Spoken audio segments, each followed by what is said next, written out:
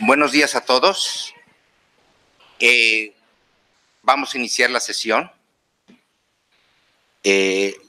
con el profesor Geoffrey Schneider de Sudáfrica. Yo quisiera señalarles, antes de darle la palabra al profesor, de que lo que se ha dedicado él es a tratar de ver la economía en una perspectiva crítica, ¿no? Y un libro muy famoso que se llama Economics, a Tool for Critical Understanding Society, yo creo que es un libro que todos debemos leer,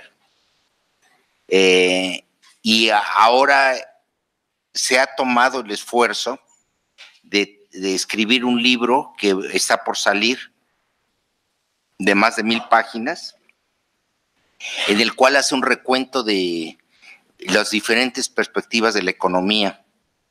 Entonces, dijera, más allá de la cuestión de la economía de Sudáfrica, es un hombre crítico, es un hombre que está pensando de cómo la economía debe de ser crítica y desarrollarse. Entonces, yo creo que es una muy buena oportunidad para ustedes, para escucharlo el día de hoy y adicionalmente para mantener un diálogo con él.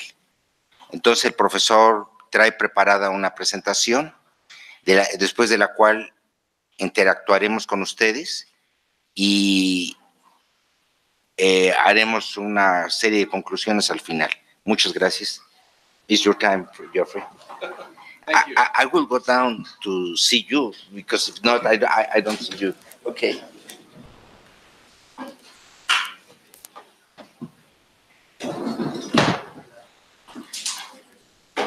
Good morning. Good morning. Yeah, there we go. I hate to sit while I talk, so I will stand.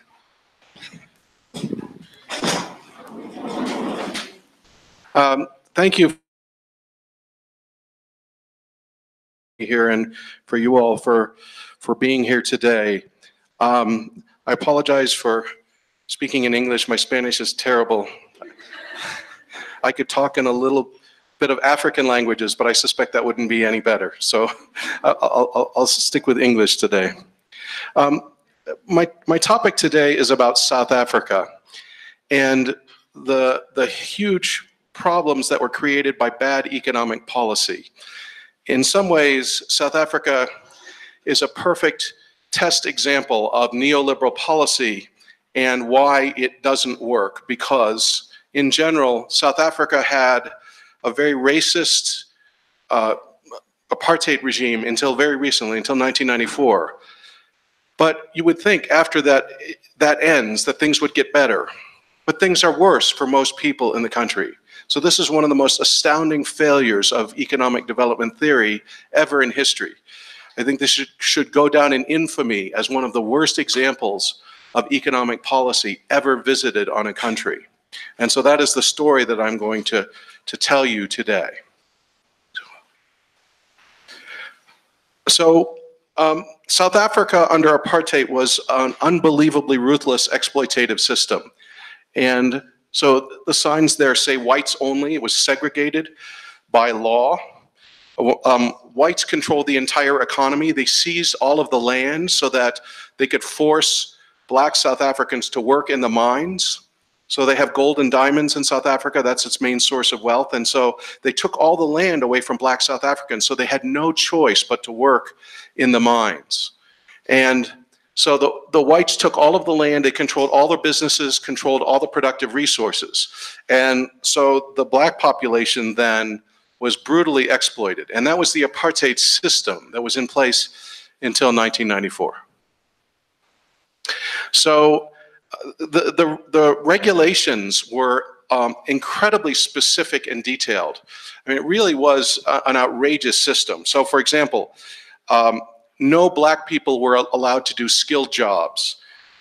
No black people were allowed in white areas, which included most of the urban areas, unless they were working there or they had a pass that allowed them there.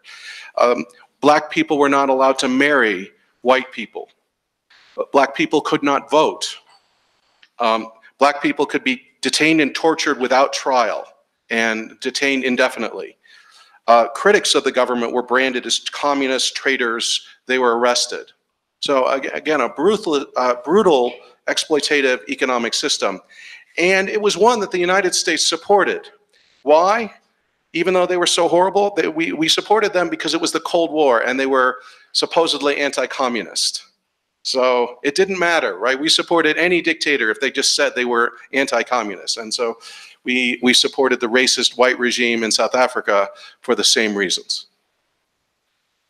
This is a picture of a mining compound where black people would go to work for 2 years at a time.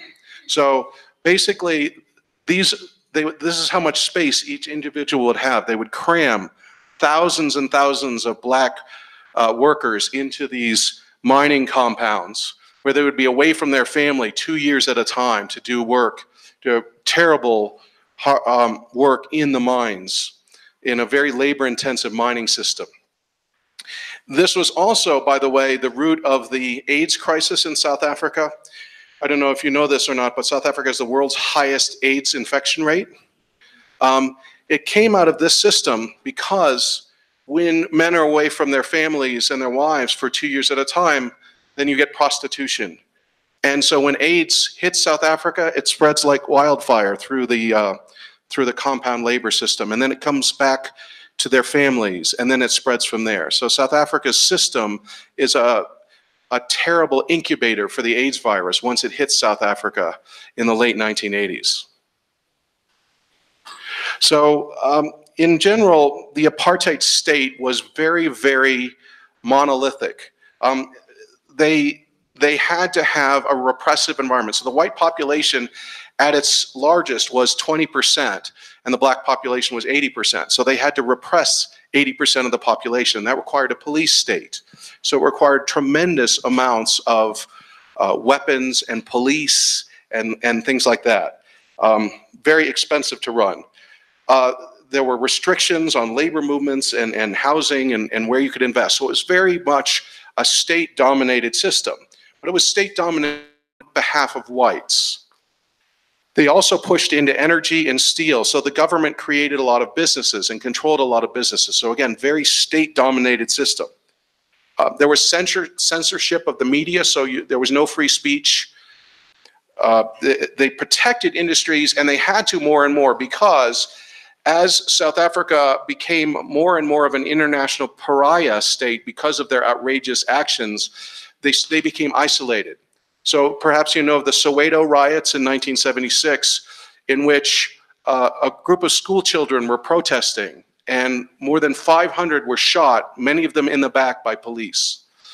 And it was at that point that the United States and the international community started saying, we can no longer support this. You know, when more than 500 children are shot in the back by the government, and that was finally the breaking point at which Europe and the United States started considering sanctions on South Africa for their exploitation. Now, what was interesting, though, is South Africa ended in a stalemate. So the white population had all the weapons and all the arms, but the black population was constantly protesting, but they didn't have enough power to overthrow the white government. So the South African government started falling apart in the 1980s. The US pulled its investments out of South Africa. By the way, South Africa had been the most profitable place for US investment during the 20th century. We made a ton of money off this exploitative system in the United States. But when the US and Europe pulled their money out, the financial markets in South Africa crashed. And then, you know what else was important? There was a sports boycott, and all these South Africans could no longer participate in international sports. And you know how important sport is to many people. So all of a sudden, normal white South Africans who didn't pay any attention to the government cared about what was happening because they couldn't play in the International Rugby World Cup or the Soccer World Cup. So all of a sudden, the white population starts to think maybe things should change. And so they have the white population starts to think the economy is terrible now, and we can't play rugby internationally, so we should have a change. At the same time, the black population is getting tired of constant resistance. Basically, South Africa was an open rebellion from 1976 through 1990, 14 years of constant unrest. So what happens is a negotiated settlement. But the thing with a negotiated settlement is both sides have a say. And so what happened is black people got to vote. So they got to control the politics, but white people got to keep all of the money that they made and all the land that they owned. And this was, well, in some sense, a very bad bargain for the black population because of how unequal apartheid was. But Mandela, the leader, right, he thought that if we control the government, things will get better. So he was willing to make that bargain. Okay. So now, the ANC, the African National Congress, was the group that took over the government in 1994. They had once espoused a very socialist perspective. They advocated, for example, nationalizing the mines and the wealth because it was so unequal. And Nelson Mandela had said the same thing when he was released from prison. This is what we need to do. So one of the key questions is, how did this avowedly socialist organization become a neoliberal organization which gave up on all of those ideas? And it's actually a fascinating story which is based on a concerted attack by the economics profession and by the business community to try and undermine the ideas that the ANC had. So the first thing that happened is Mandela, after he's released from prison in 1990, in 1991 he starts meeting international leaders. And one of the most important meetings happened with Li Peng, the Premier of China, who told him, you should not be thinking about nationalization. Nobody's thinking about that right now. So you have to consider this point in time, right? The Soviet Union had just fallen. So the idea of socialism and communism was in retreat. And so everybody was thinking about free markets, including China, because China, of course, was in the midst of moving towards a state capitalist sort of system. So Mandela, on advice from China, who had been a big supporter of the ANC, starts thinking that maybe we should no longer consider nationalization. Maybe we should no longer consider the socialist path. And then the white business owners didn't want to lose all that they had. They had gotten fabulously rich on the apartheid system. They made unbelievable amounts of money. The average white South African is richer than the rich in America. So we think of people in the US having lots of money. White South Africans have more, right? They have unbelievable amounts of wealth. If you go there and you see, they have palatial estates. I mean, they're the unbelievable wealth in a country that is very poor. So you want to keep that, of course, right? So what do? So what business interests do is they start selling the ANC on a new vision, a new kind of program. So they do that, though, with the support of the IMF and the World Bank. So IMF and the World Bank at this point were at their most neoliberal ever. This is the era of structural adjustment in which they were promoting neoliberal policies all over the developing world, including Latin America. And so they had this idea that free markets were the only way. And they threatened the ANC at this point. They say, if you don't adopt neoliberal policies, we will make sure that you don't get any funding. Well, what do you do at that point? You don't have much of a choice, right? If you're South Africa, you're a relatively poor country, you're going to need this financing, especially because as the apartheid state was falling apart, the government ran up huge debts oppressing people. It's very expensive to oppress people. So they borrowed massive amounts of money. That had to be paid off. So the World Bank and the IMF scared South Africa into thinking they had no choice. Right? So that and they also promised them something. They said, if you open your markets and free up markets, wonderful things will happen. all this investment will come pouring in. South Africa had been closed for so long. All of a sudden, everybody will see what a beautiful, resourceful place South Africa is, and everybody will want to invest. Yeah, I can tell by your laughter that you know the reality of that story that they were telling. And if you think about it in retrospect, would you invest in a country in which the person who is now president had just spent 27 years in prison, in which all of the top officials were resistance fighters in the bush, right? In which there had been talk of nationalization until very recently. Will an American businessman invest in that environment? And we now know conclusively the answer is absolutely not. In fact, investment plummeted. But they were sold a different bill of goods by the World Bank. So then there was brainwashing.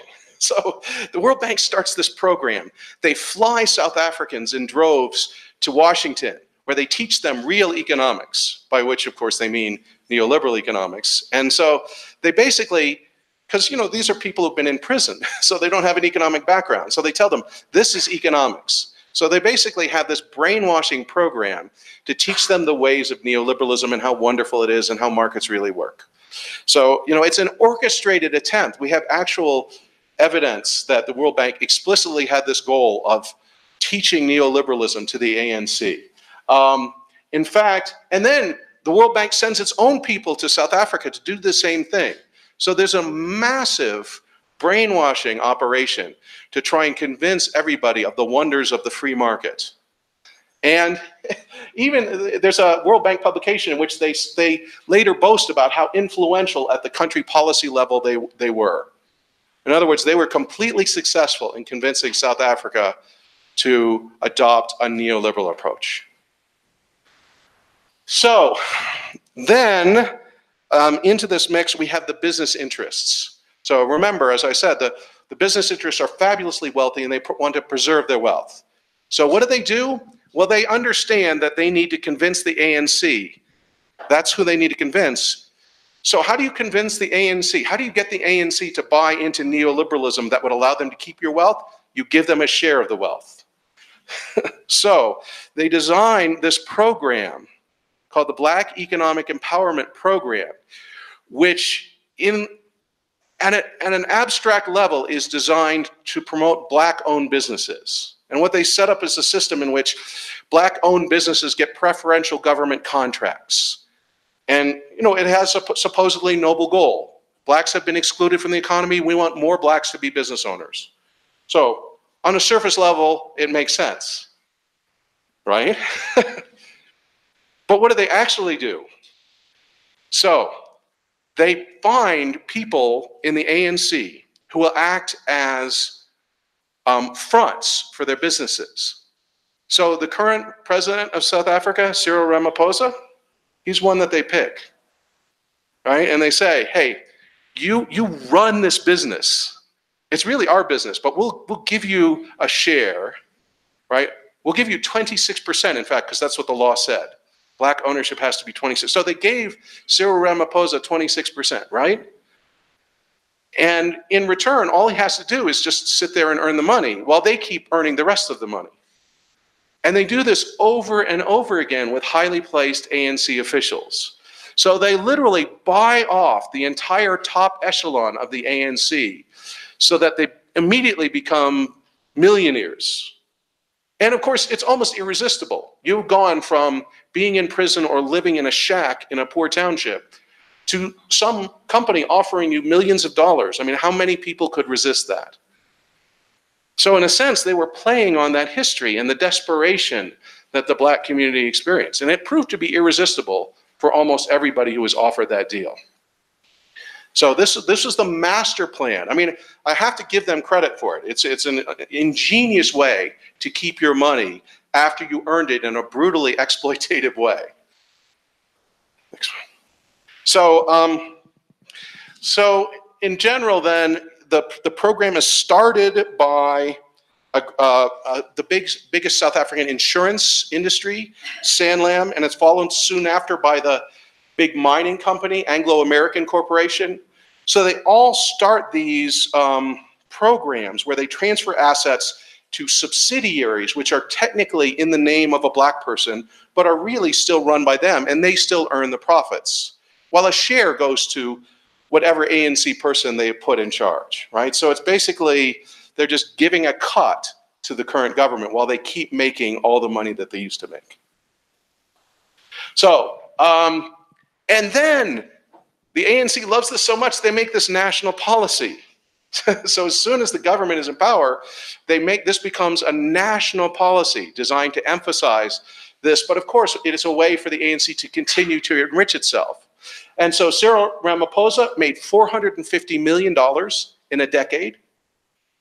Even the richest entrepreneurs don't usually make that much money that fast. Can you imagine 450 million US dollars in less than 10 years? Or Patrice Motsepe, Africa's first billionaire, same thing. So again, the black businesses, he would become the owner and he would run it for the white businesses, but he wouldn't even run it. He wouldn't even show up. He was just on paper the person who owned it so that they could make the justification. And they even enhanced this program under law after the ANC was the government. So they basically made it so that government contracts would be awarded in this way, and that mining leases would be sold in this way, which meant if you were a if you were a South African business, your best way of making money was just to have a good partner in the ANC. So that's what you did, right? You found the right partner so that you could have a front operation so you could continue to make money the way you had been for a century. So let's see. Now, the ANC also made a bunch of mistakes, I think, at this point in terms of economic policy. So the first one, and I think one of the most unconscionable ones, was that they accepted the apartheid era debt. They accepted the debt that was run up oppressing them. So remember that during the last years of apartheid, the government ran up massive budget deficits while its security apparatus was so huge. And so why would the ANC accept that debt? Well, again, they were told they had to by the World Bank, but it's still, to me, an immoral thing that, for example, Citibank in the United States loaned South Africa hundreds of millions of dollars, and they insisted on the ANC paying that back. I mean, is it really moral for a bank to make money on an oppressive government and then require the next government, the government of the people, to pay back the money that was borrowed by the oppressors? But that was the situation. Then, okay, so the debt was huge, and South Africa agrees to pay it back, which means they have no money to spend. They're broke. So what do they have to do? Austerity. All right, the story of bad economic policy over the last 50 years. So what do they have to do? They have to cut spending on infrastructure. They have to cut jobs. They have to cut wages of staff. They have to slash government spending. Right? Again, very negative for the economy. Let's see, they open up their financial market. So the South African market had been very closed for a very long time. It was separate from the international economy. What happens when a closed economy opens up to international financial flows? Anybody know? So what happened is capital flight, 5% a year. Everybody who was worried about the South African situation took their money out. Companies like Anglo-American relocate their headquarters from Johannesburg to London, right? So this huge amount of capital gets pulled out of the country because of this. I mean, this is a terrible policy. Closed economies cannot open up to free financial flows without some sort of transition period. But South Africa did it without any transition period. Okay, then they reduced tariffs. Free trade, because that's what they were told they should do, because that would bring new businesses in, except it did the opposite. Remember that their economy had become very closed because they were such an international pariah. So they made their own shoes and their own clothes and things like that. As soon as they open up markets, all that industry dies. They can't compete with China, right? So they all close. They lose almost all their manufacturing of that type. Their cars, they just Business after business, factory after factory closes with the free trade policies in the first 5 years. It's one of the most dramatic examples of deindustrialization we have ever seen. And then privatization. They sell off the state because, again, this is what they're told to do, and they're broke. They need to raise money. I've heard rumors of something similar happening here. Is that correct? Well, so what happens when you privatize an economy like this that's not very competitive? So you have state industries, you have one steel company. So now what do you have? You still have one steel company, it's just owned by one guy instead of the government, right? But who's the guy? Who has money? Well, it's either the whites or their black front, right? Usually the black front, but you know, does it matter at that point? Right? So yeah, it really is stunning. So the government then privatizes in a way that exacerbates inequality. It goes to either whites or ANC people working with whites. Okay, so they deregulate markets and they do not redistribute. I mean, it's still stunning to me when you could have an unbelievably racist, oppressive regime and not redistribute anything. Nothing significant. No land redistribution, no wealth redistribution. Everything is kept pretty much as it is. They talk about doing it. For example, they promised they would eventually get to land reform. It's 2018, 24 years later. We're still waiting. Right? So, you know, they made some promises, but they did not keep them. So the only thing that they were very good at is well, I think the best thing was their social grant program. So they took this idea from the Bolsa Familia in Brazil, perhaps you've heard of it, where they give a lot of money to poor people. Not enough to do more than survive on, but just, you know, just a small minimum income to everybody. And South Africa is so poor now that 45.5% of households actually qualify for one of these grants. That tells you how many people are desperately poor.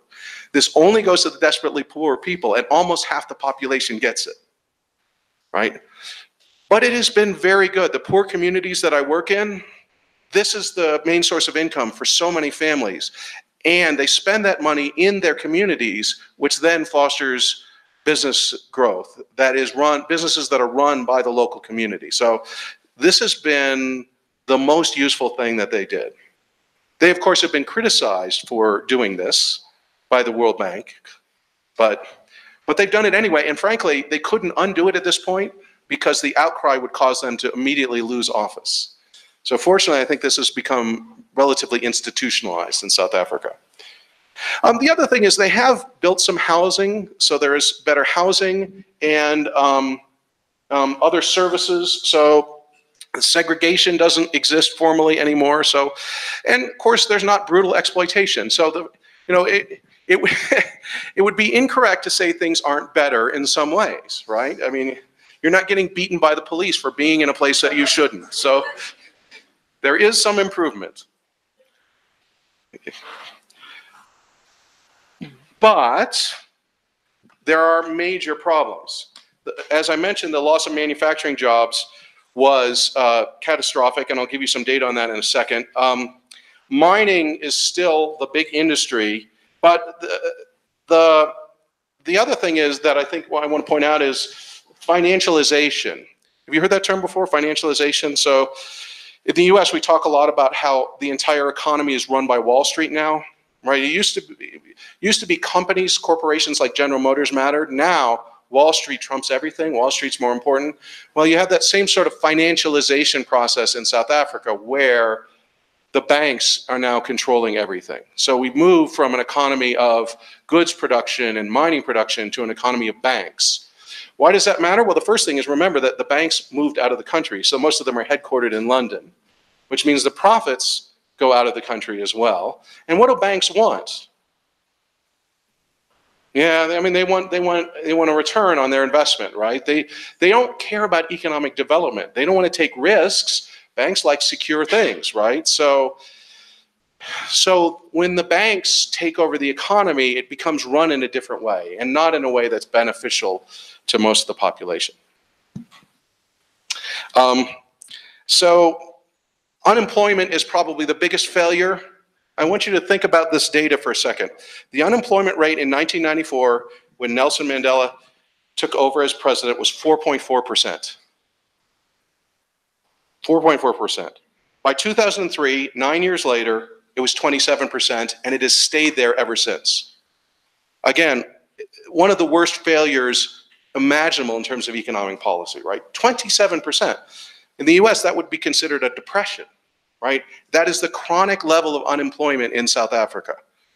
And just imagine what that does to an economic system, having a 27% chronic unemployment rate. And this idea that for a large part of the population, especially the poor, uneducated part, there are no opportunities. And maybe there will never be opportunities. So, no surprise, crime is out of control in South Africa, right? Because if you have no job and no hope of a job, and there are a lot of weapons in your area because of the Cold War, will you take advantage of those weapons and use them? I mean, carjacking got so bad in Johannesburg that you could buy as an extra accessory on your car a flamethrower to ward off carjackers. Seriously, you can buy a Mercedes with a flamethrower attachment that shoots flames out the side so that when somebody comes up to your car to carjack it, you can ward them off. Can you imagine? And again, in Johannesburg, crime is so bad that they tell you in urban areas, don't stop at a red light. Never stop at a red light, because that's when you're dangerous. So again, imagine a major urban area in which nobody stops at a traffic light. So, I mean, that's all a product of this unemployment rate, which has been devastating, right? Completely devastating to the economy. And then, isn't it astounding that inequality has actually increased? How could you get more unequal than apartheid, the most racist system in the latter part of the 20th century? It's astounding. They are more unequal today than they were under apartheid. How can you get more unequal than apartheid? I mean, it still stuns me to even say that, but the data on this is very clear. The Gini coefficient has increased, and South Africa is now the most unequal country in the world. They used to be second or third, but now they're the most unequal. If you look at the Palma ratio, which I think is more indicative of this, the richest 10% relative to the poorest 40%, the ratio in South Africa is 7.1. It's 6.5 for Haiti, which is notoriously unequal. It's twice as much as Brazil, 3.5, which is also notoriously unequal. I mean, this is inequality of a scale the world has not seen in recent years. I mean, this is unbelievably unequal.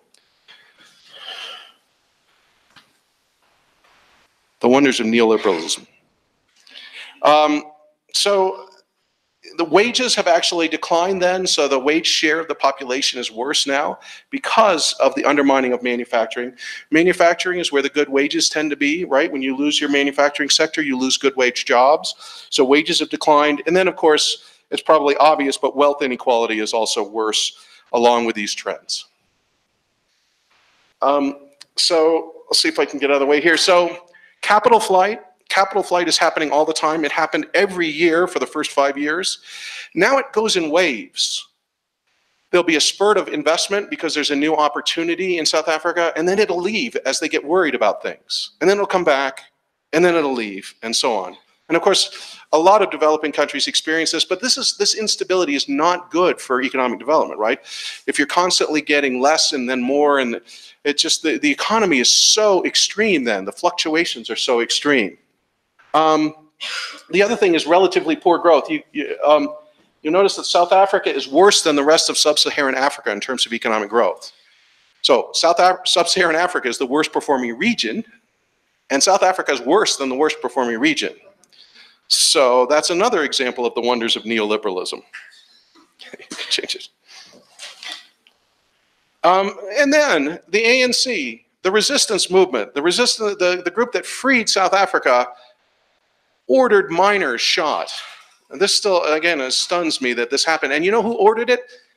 Cyril Ramaphosa, because he had a financial stake in the mine. So the miners went on strike. Ramaphosa tells the police, break up the strikers. They shoot a bunch of them. It's the third worst massacre in South Africa's history, after Soweto and Sharpeville. So the ANC is responsible for the third worst massacre in South African history. How did this supposedly human rights organization go to become that, right? I mean, again, stunning.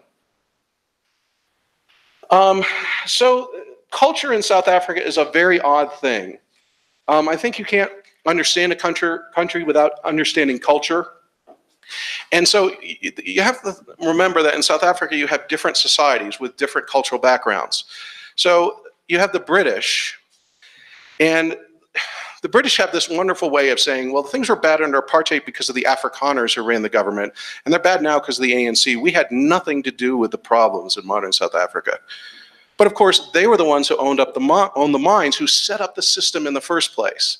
So, and the British are also funny in that they're British citizens still, so they can leave anytime they want, which means they're in South Africa to make money and not really because of ties to the country. So the British are in some ways a bit of a parasitic interest. They are not really invested in the country other than their own their interests. And then you have the Afrikaner group. So the Afrikaner group was the group that installed apartheid officially. They have a very rigid Calvinist religion in which they take sections from the Bible to justify racism. So, there are passages in the Bible that refer to the children of Ham being cursed. So they took that as literal justification for racism. Now, of course, there are many other interpretations that disagree with that, but that's how they interpreted it. So their religion is founded on racism. And they're very nationalist, and they do not have a homeland. They were religious. They were persecuted for their religion in Europe, and that's why they left. So they consider themselves Africans. So they will stay in South Africa, but they are trying to create a white homeland in South Africa. So in other words, they really harken back to the days of apartheid. There's this area in South Africa where they have bought up all the land, and they keep all the black people out. So they're still trying to maintain a pure white racist society. Now, this is certainly not true of all Afrikaners, but there's still this undercurrent in the community that is very, very racist. Apartheid was a very hyper-masculine culture. I think some of this was the Afrikaner religion was very traditional in its beliefs. So women were not empowered at all. And I think any conflictual society elevates warrior types. So I think in both the black and the white communities, you have sort of a hyper-masculinity. And so gender relations in South Africa are very, very bad. There's a lot of sexual assault. There's a lot of just generally poor attitudes. South Africa is a conundrum. The constitution they adopted in 1996 was very progressive in terms of women and the rights of people of color and so on, but the realities of it are very different because of this era that they lived through. The other part of culture that's important is what the famous anthropologist Goran Haydn called the economy of affection. I talked about this a little yesterday. In general, in Africa, your loyalty is to your extended family. So everything is about the extended family. That matters more than anything else. And you are expected to share with your extended family, which means if you are successful, like you're elected to a high government official, the first thing everybody in your family expects is for you to throw some of the benefits their way, which of course means corruption, in theory, corruption, but of course it's also the normal thing. And and this is, by the way most of Africa is, right, is the extended family is the key unit, and you are expected to share your wealth with your extended family. Why does that matter? Because that's how things work then. So when Zuma gets elected president, what does his family expect from him? As much as he can give them, and so he gives them a lot because he's the president. So he builds them houses, he gives them preferred contracts, he gives them jobs. He even tries to get his wife to become the next president. The rest of the ANC wouldn't have that, but you know, he tried. So, all right, change it. So I think in South Africa we have this awful combination. We have the white interests trying to preserve the money that they have, and we have the black interests trying to help their extended families, especially the leaders of the ANC. And so those groups together are the ones paralyzing South Africa, because they're sitting on top of the resources and they don't have an interest in changing things. You know, it's been 24 years since apartheid ended. I suppose we always hope things will change faster than they do, but it's striking the extent to which racism is still embedded in South Africa, and separation of the races is still embedded. Apartheid was all about separation of the races. Well, so if we look at current survey data, only a third of South Africans can imagine joining a political party that is not organized by race. So all politics is racially oriented in South Africa. 55% of South Africans report never socializing outside their own group. When I go work in the townships in South Africa, and when I talk to the white people after I finish at the end of a day, they can't believe I was with black people in a township, because they never go. I have more contact with black South Africans than most of the white people in South Africa do. I mean, again, it's just this ongoing legacy of that. 42% rarely or never talk to people from other racial groups. South Africa is unbelievably diverse, right? There's British and Afrikaners. There's 9 different major African tribes. There's a mixed race group that they call coloreds, just because of historical reasons. So it's almost impossible not to meet other people if you make any effort, and yet people don't. So it's the weirdest thing that the separation of apartheid has been preserved largely. So much so that 50% of people in South Africa believe race relations have stayed the same or worsened since apartheid. Again, how could race relations get worse than apartheid, the most exploitative system of the latter part of the 20th century? And yet, that's how bad things still are, right? So again, really stunning in terms of the extent to which things are not getting better, in terms of just working together, working alongside each other, things like that. So, I know what you're thinking. Maybe the problem is they just didn't go hard enough for neoliberalism, right? Maybe the problem was they just didn't do enough neoliberalism. Now, that seems absurd, right?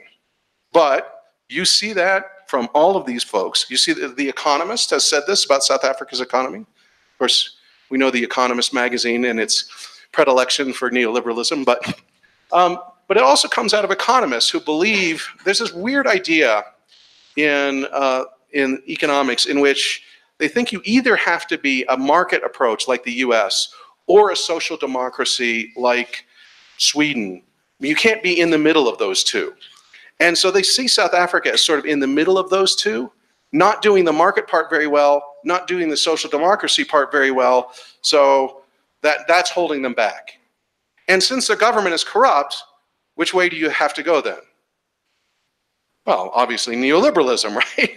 So, I mean, there's a group, after 24 years of neoliberalism, there are people actually making the argument that they just need more neoliberalism, right? So, it's coming out of this varieties of capitalism literature. I don't want to go into that in detail, but I think you should look this up if you're interested in this idea of economic systems and the types of economic systems that function effectively in the modern world.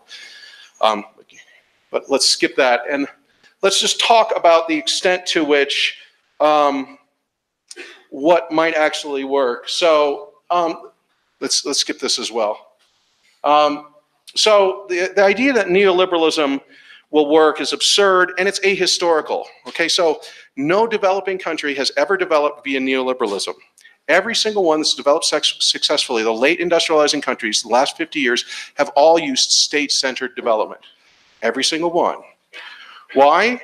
Well, we have an example of what markets actually do in South Africa. So now's the time to think back. Why didn't opening up markets help South Africa at this point? Well, so it didn't fix any of the problems. Who do markets work well for? And what do you need to be successful in a market? So you know the old adage, it takes money to make money, right? You know who makes money in markets? People with money. Or people with really good education. You know what black South Africans don't have? Money or a good education. I mean, except for the ANC leaders, and they're doing just fine, right? So no, it's one of those things, and South Africa has so many institutional barriers. There's an entire generation that did nothing but protest for 18 years, from 1976 to 1994. If you were in school, you didn't go to school anymore, you protested. So there's a whole generation that got no education that just protested. How many businesses want to hire that person? What's on your resume? What's your work history? I threw a lot of rocks at the police. Unless that's in your job description, that person doesn't get hired, right? So, and markets are not going to create new industries because it's too risky in this environment, right? So, in general, then, we see that the structural barriers to black South Africans are so immense that they have very little way of benefiting. So you have racial inequality, you have ongoing segregation, as I just discussed, poor education skills and infrastructure, and so in general, there's no way that markets are going to work effectively in that environment. So what do we need actually? What do we actually need? So the first thing is neoliberalism clearly hasn't worked, and so we should just say no to neoliberalism. But the other thing is the countries that have developed successfully have all had a strong national interest, and South Africa doesn't. It's a very conflicted society. They have more protests per capita in South Africa than any other country. That's not a good platform for economic development. So until you can bring people together and unite behind a vision of economic development, it's very, very hard to develop the kind of process that you need to create new industries, to get people behind new industries, things like that. So, but you do have the interests of large mining and financial corporations, but you can make those coincide, but you have to make them. They won't naturally, right? Anglo-American will continue to funnel its profits to London as long as it's allowed to. Could you make them care about South Africa? Well, so the countries that have developed successfully have all found a way of capturing capital. In other words, you can't extract it anymore. So the first thing you have to stop is the rules about the free mobility of capital. You have to have the profits reinvested in your country. It's one of the funniest things. It doesn't matter if the money's stolen, if it's reinvested in your country, because it will still create jobs and income from there. But as long as Anglo-American can take their money out, you don't get the development process, you don't get the reinvestment that the World Bank was promising. There's an interesting approach here. South Africa has made baby steps in this direction. They have a new law that encourages corporations to give 1% of their profits to community groups. And there's a veiled threat in there. The ANC has said, if you don't do this, we will pass a law that requires you to do this. And so most of the communities or most of the corporations are doing this. It's also a drop in the bucket, right? 1% of your profits. But what it has done is it's freed up resources for communities to actually create businesses and community centers that address needs and so on. So this actually has sparked a very dynamic, community-oriented sort of microeconomy that's largely separate from the other one, but employs all local people and addresses the needs of the community. So you can imagine doing that on a much larger scale. But you're really going to have to engage in structural transformation too. You're going to have to do the kinds of things that South Korea did, in which you figure out what industries you can compete in internationally and invest in those areas. And the market is not going to do that on its own. South Africans speak very good English, so there's no reason that call centers couldn't be moved from India to South Africa, right? India is basically tapped out. They don't have enough educated people to do those jobs. South Africans speak very good English, so you could have call centers. But no American business is going to, of its own, start a call center in South Africa unless you provide the infrastructure and the training to make it happen. So this is where development always requires the state guidance. There are plenty of things South Africa could do. South Africa is sitting on $2.5 million worth of mineral wealth. That could all be tapped in an exploitative, corrupt way, like it currently is. Or, you're familiar with Norway's sovereign wealth fund? Right, so Norway's mineral wealth is shared with all of its people. Why aren't new mineral discoveries in South Africa shared with all of the people instead of just the corrupt group that currently controls it? I mean, there's so many different ways you could imagine using South Africa's vast resources for people instead of for the elites. So you need to control and augment domestic capital flows, which all late industrializing countries have done. I think the other thing is, because the extended family is the basic social unit, you also need to think about different forms of organizations, right? There are different structures. Everybody in the US thinks it has to be a US style business to work, right? That does not fit with the South African social structure. You know what does? Cooperatives are doing spectacularly well in South Africa. But that's not a business structure that we're used to. So, you know, it's reorienting your development approach to the environment. So I think in general, you need to empower your communities, right? So markets reward those with resources and power, so you need to take back that power and reward your own community. And when you empower local people and communities, look, you probably know this from your own experiences here. Poor people are incredibly creative because they have to survive, right? They come up with incredible ideas in order to survive. I mean, I've seen the most amazing ideas in the townships that I work in. If they just had a little bit more resources, it's amazing what they could accomplish. So it's just about reorienting so that you can leverage those opportunities. And I think it's also interesting the extent to which there is a modern movement in South Africa to change things, and the political situation is changing. So I don't know if you know the fees must fall movement, but basically South African universities are very expensive. So in 2016, they closed down all the big South African universities, demanding free college tuition to anybody who was poor and couldn't afford college, because the people who are getting ahead in South Africa have a college education. So this is how you would actually start to equalize things.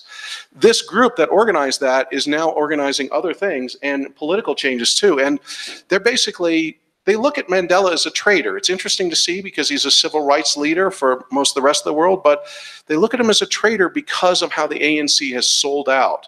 And they talk about a revolution deferred, right? So they didn't have the revolution in 1994, but they will. And so this is where we are now. So the question is the political situation going to change to actually give something back to the people at the bottom, or will it blow up? And so there were some recent land invasions where poor people in the Stellenbosch region just started taking over a white farm, very similar to what happened in Zimbabwe. And so, look, people are impatient. It's been 24 years and things are not better. So I think the government of South Africa is in a difficult spot. They have to make things better for the population.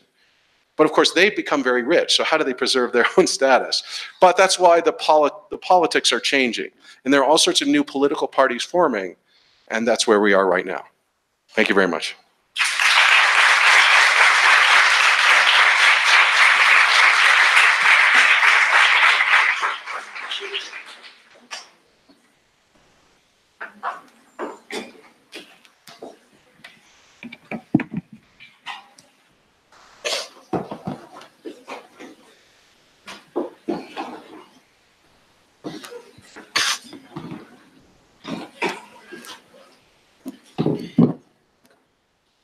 Considero que fue una plática muy provechosa para todos, enterarnos de el gran proceso que ha estado viviendo Sudáfrica en los últimos años.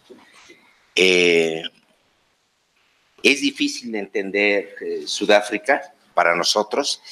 La experiencia del apartheid es una cuestión que la humanidad debía de estar avergonzada de haberlo permitido durante tantos años. Pero el problema es de que las cosas no se arreglan simplemente con el fin de un régimen, ¿no? El régimen de apartheid terminó ya hace 2 décadas, 3 décadas, ¿no? 3 days. I can say in English, sorry. Well, lo voy a decir en español y ahorita I'll get back to English. Okay.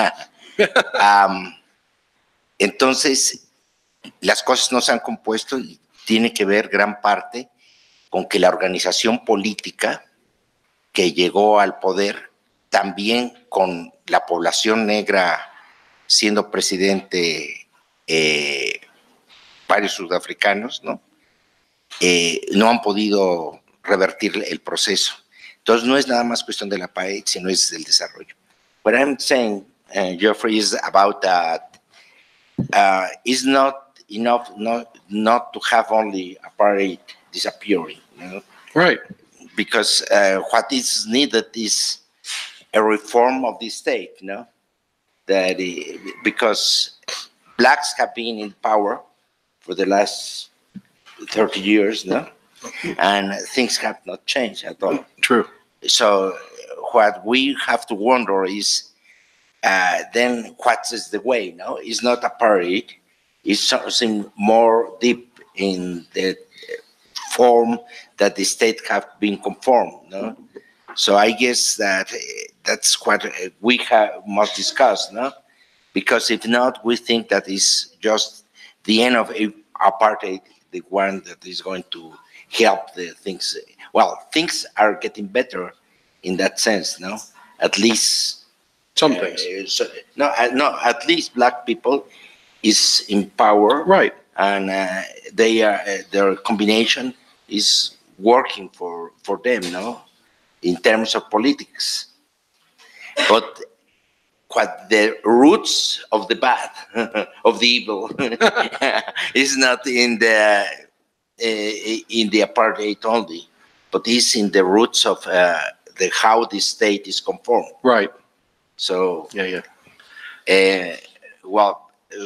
So I guess it's very interesting what you say about the different aspects of the economy. So I guess I will give the word to the students, so they will discuss with you, no? Ask you questions more deeply. Well, bueno, le traduje un poco lo que les había dicho a ustedes y ahora lo que se trata es de que podamos establecer un diálogo con ustedes, ¿no? Entonces, ¿quién toma la palabra? ¿Nadie se anima? Sí. Párate y pues mira, en inglés porque él no entiende español.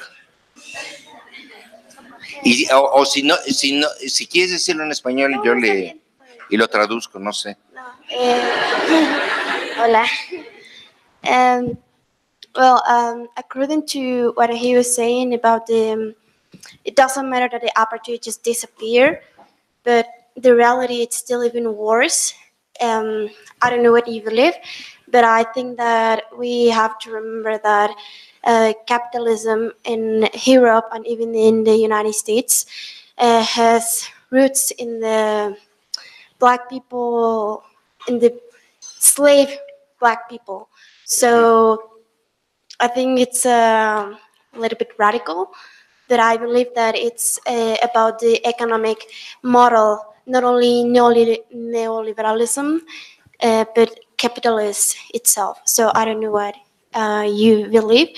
Actually, I like a lot of the final part, because I understand, like you say something like revolution. It's the answer of everything. No? I don't know. That's a great question. I think it is true that capitalism all over has been rooted in exploitation of one type or another, in slavery in the U.S., for example, and apartheid in South Africa, which replaced slavery. So I think, and the other thing is, I think the capitalism preserves existing relations. You know, in the U.S., the same families are wealthy who were wealthy a century ago. So capitalism, ironically, is a great preserver of privilege of the groups that benefited from it at a particular stage of history. So I think it would be naive to expect anything to change in South Africa without some sort of change in the economic system. I mean, there are hybrids that would work. I think, you know, it's complex to think about the types of economic systems that might work better, but we know that neoliberalism is not going to work, right? So that's very clear. The ANC is odd because they were once, as I said, socialists/communists. Nelson Mandela was a member of the South African Communist Party. So there's still roots in South Africa that have those ideas. And so some of the most exciting ideas are growing out of that. So actually there's, I don't know if there's a new political party called the Economic Freedom Front, EFF, which is very, very radical and is proposing a more radical approach.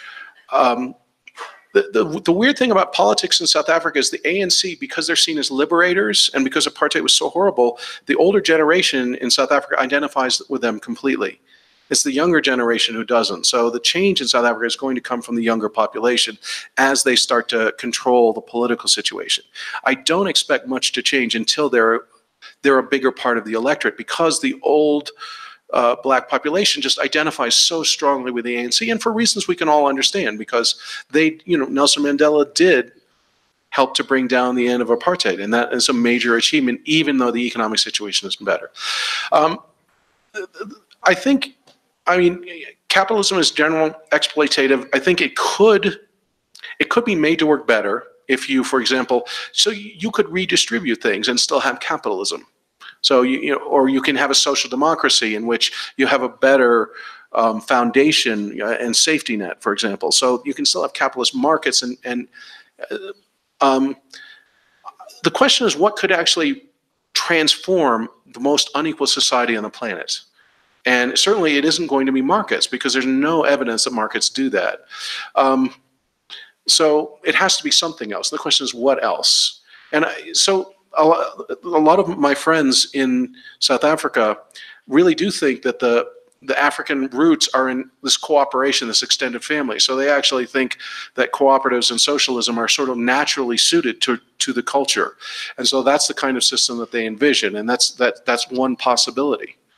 But the capitalist powers that be will relinquish power very, very, they're not going to want to, right? So the status quo is very powerful. The money does not want to give up on that. And so it's hard to imagine the change happening without some sort of conflict, which is why the younger generation is talking about a revolution deferred. They're still talking about it as a revolution that needs to happen. What I worry about is that it could end up being like Zimbabwe, because people are so frustrated with a lack of change. I don't know how much you know about Zimbabwe's history and the land seizures, but after 2 decades of no significant redistribution in Zimbabwe, people eventually said, all right, enough. And they started taking over white farms and white businesses. And I could see very similar sorts of things happening in South Africa, and something just happened earlier this week in Stellenbosch like that. So I think we can expect more changes like that, which could push the ANC government to doing more. So far, they've gotten away with not doing very much. But as the pressure mounts, I could see them starting to do things to save their own necks, because they're on very, very thin ice politically. So, roundabout way, I don't know if I answered your question.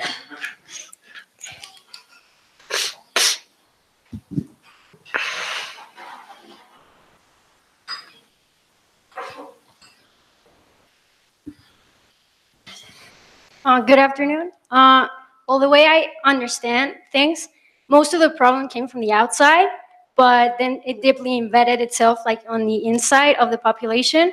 So, I mean, I might be a little pessimistic here, but the way I see it, I don't think it's that easy, in the sense that, you can educate population, and scholars can have like alternative ways of changing the economy or make a social revolution from the inside.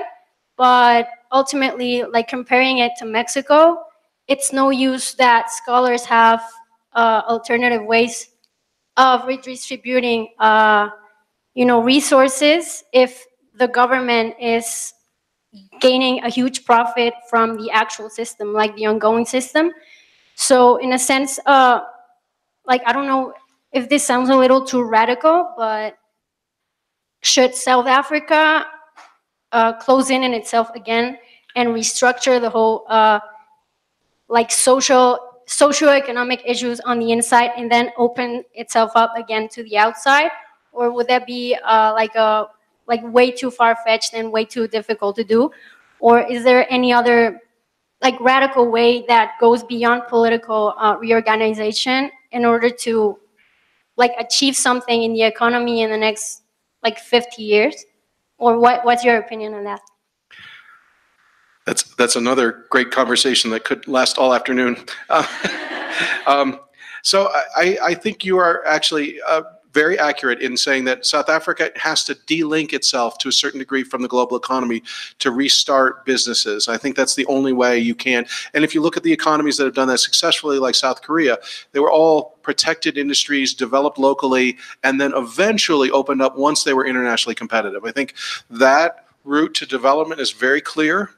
The problem is you have to sort of, I mean, I think China has been masterful here. You have to create a dual economy in which you have an export sector because you still need the foreign exchange. So South Africa can have an export sector like the mining. They still need that foreign exchange that they get from mining. It's okay. But the rest of the economy could be delinked and protected in the sectors that they want to develop because they have to re-industrialize in order to create enough jobs. I mean, they have to solve their unemployment problem. But you're right about the political situation. The current government is profiting so much from the current situation. Why would they ever change? But there is some fragility to their situation. And so I actually think local elections are coming up in South Africa, and they're very worried about opposition parties gaining some serious votes. So I think they will start to change things a little. But I don't think the ANC will ever be transformative because of how they're invested they are in the system. I mean, Cyril Ramaphosa made $450 million on the current system. Why would he change? So I think it has to be a new government. But here's the weird thing in South Africa is it has to be somebody with revolutionary credentials. If they were not part of the anti-apartheid movement, they don't have street cred. Nobody will support them. So what South Africa needs is somebody who's espousing these ideas who was part of the resistance but isn't part of the ANC. But there are people like that. So I think it requires a political organization. But the weird thing about the politics, South Africa is divided into so many different groups. So every region has an anti-ANC black group, but they aren't nationally allied. So you have basically a dozen different resistance movements going up in black communities, but they aren't integrated. And so it's all just looking for the right person, I think, to integrate it before you could actually have a different system. ¿Alguna otra pregunta?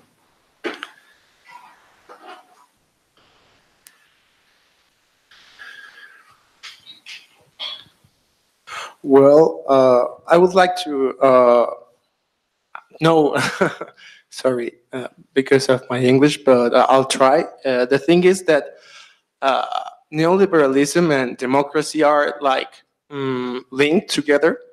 So we were talking about, you said it right, because I think that's the way too, that economic development should be achieved, or it's mainly achieved by state-centered economies. I believe that too, or I don't know if believe it's the way to say it, but the thing is that in China, we cannot, I don't think that we can talk about a democracy, but people aren't like worried about democracy because they're having the necessary things for living. They're having better life conditions. So overall, the medium class is increasing. And the other thing is that, do you think that democracy as its the democratic values should have a place in South Africa or any other countries looking for economic development? Oh, thank you. Another very complex question. So there's actually some fascinating research on the links between capitalism and democracy. And the studies actually are conflictual. So there are some studies that show that there's a link between capitalism and democracy, and some studies that show the opposite. So the data is actually quite inconclusive on the relationship between capitalism and democracy. I think this is also where in the culture in a particular place matters. So in South Africa, I can't imagine a non-democratic solution at this point, partly because they fought for democracy for so long, and also because prior to apartheid, African culture was a very democratic one. You had chiefs, but the chiefs had to answer to the population. So sub-Saharan Africa has very democratic traditions. So I think democracy will still be part of it. Do you have to be capitalist, though? if you're a democracy. I don't think that's true. So social democracies in Europe have, a lot of them, about 60% government, about 40% capitalism.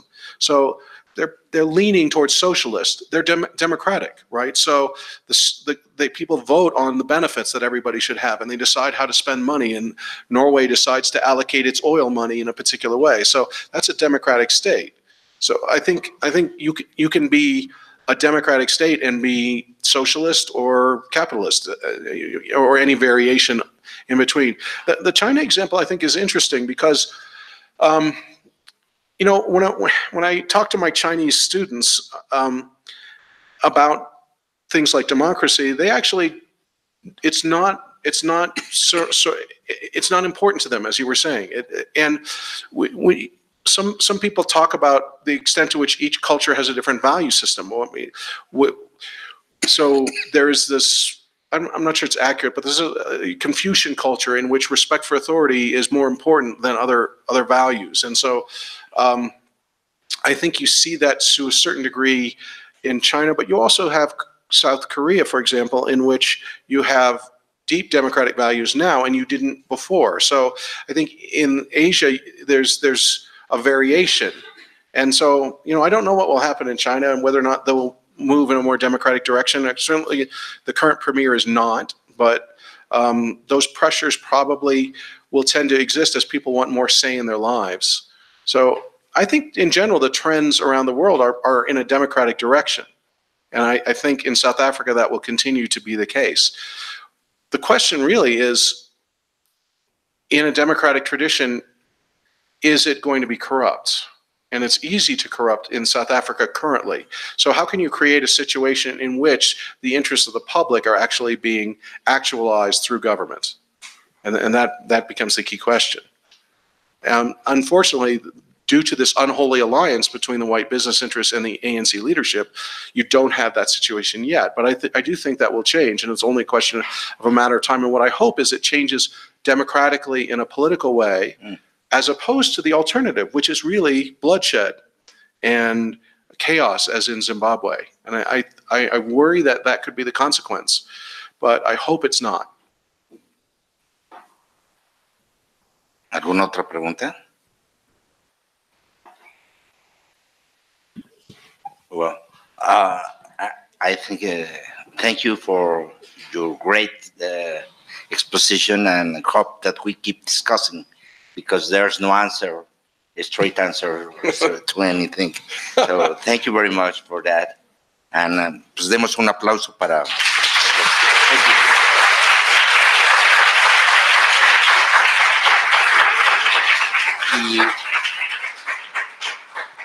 Do you allow everybody comes here and we have a photo? Sure. Todo mundo arriba.